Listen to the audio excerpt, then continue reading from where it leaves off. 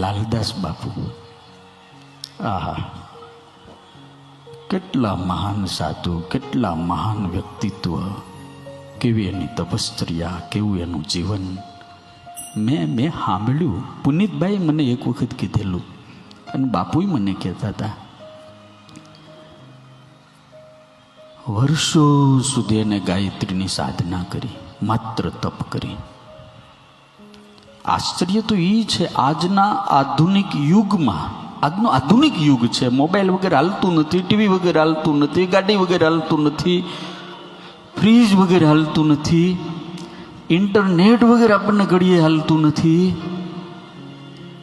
આવા યુગની અંદર એ મહાન સત્પુરુષને વંદન કરવા પડે કે એના આશ્રમમાં ટીવી નથી, એના આશ્રમમાં મોબાઈલ નથી, એ મહાન સત્પુરુષના આશ્રમમાં પોતાની ગાડી નથી.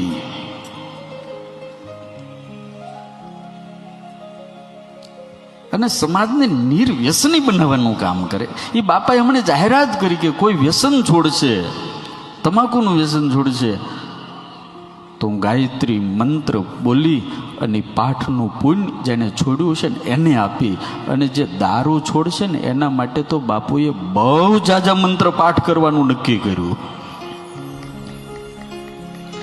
એ ભાગ્યવાન છીએ, આવા સાધુ આ ધરતી ઉપર બેઠા છે યાર.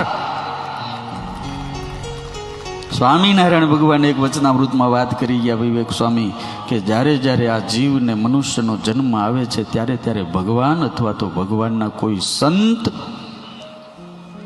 અથવા ભગવાનનો કોઈ અવતાર, કોઈ મહાપુરુષ